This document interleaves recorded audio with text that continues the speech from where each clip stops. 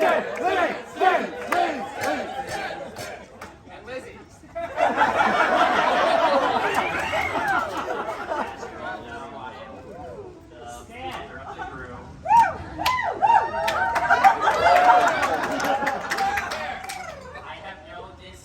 Christmas tree for a little under 33 years. So I wasn't initially planning on doing a speech until about 2 weeks ago when Nick reminded me, hey, you're doing a speech, right? Well, the initial thing that I went through my head was, hey, that's not nearly enough time to come up with a speech. I wrote my last speech, which eventually concluded with, well, the Loch Ness Monster could be a walrus. The walrus is tall. It'll go get you. Well, anyway, it was very curious to me. Whether that was trying different professions, like giving Liz a special haircut, trying to learn how to drive while the car was on a hill, or trying to make his own toys or something with a microwave and squashed up balloon. Huge fire, it was really bad.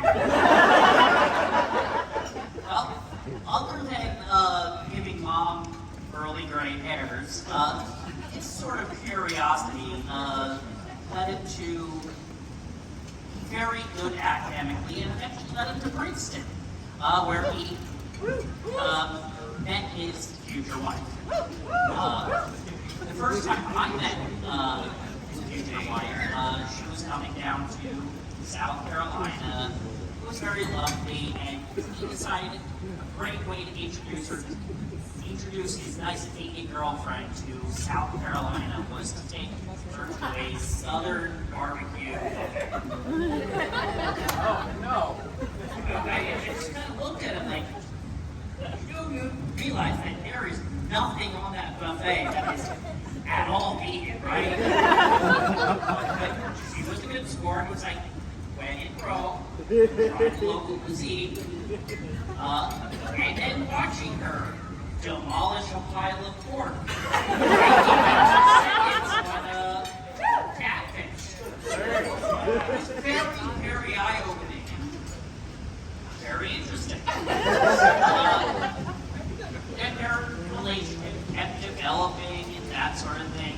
And they traveled off to University of Michigan. One time I got a very odd call from Nick while he was studying very hard to become a lawyer. Hey Stan, could you talk dirty to my girlfriend? A lot more context than that, Dan. So, while he was studying, he was very stressed out and had no time to get into office, so it's like, hey, I know you're into Critical Role. She's really into Critical Role. Can you just talk to her about it? Like, yeah, sure. Give her my number. Not a whole lot came of that, but Sarah, and I told her about that. That's really funny.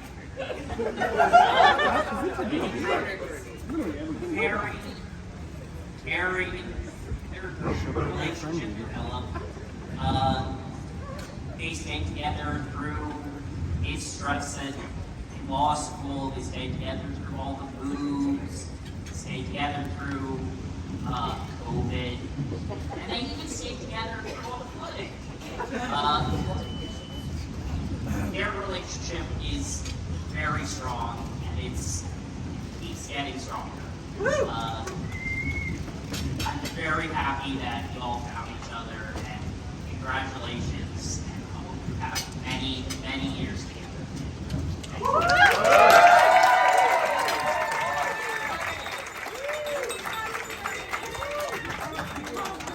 Thank you. Hey, y'all. I'm Nick's little sister, or what I take very seriously. And even though growing up I had 2 older brothers, I always wanted a sister. And I didn't have one. So Nick kind of filled in. He let me put his hair in pigtails, let me gossip to him about boys, or many boys, and he even let me paint his toes. And when thinking about our future partners, I always envisioned Nick with someone like Sarah. Someone that would love Nick for exactly who he is, nobody knows why. Someone that would make him a better person without even trying.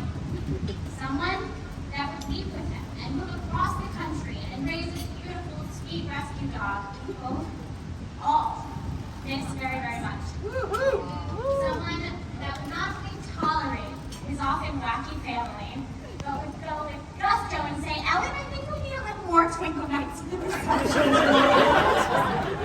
And most importantly, someone that would let his little sister be the flower girl she always wanted to be.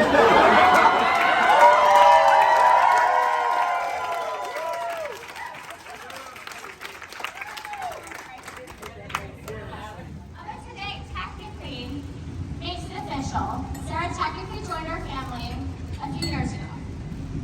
For the past 6 years or so, our mom has been texting her 3 favorite children, sorry Indigo, a 4-letter phrase, TGIF. And a few years ago, Sarah was added to that text thread.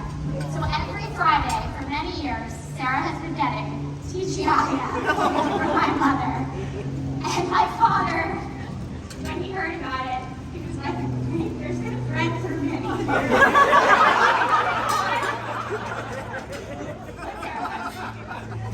All this to say, Sarah, I love you. I'm so happy to have you as a sister, and welcome to our family.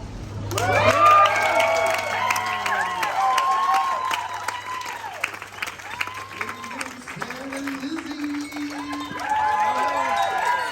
Next up, we have the Queen of Folk, Becky Weeks.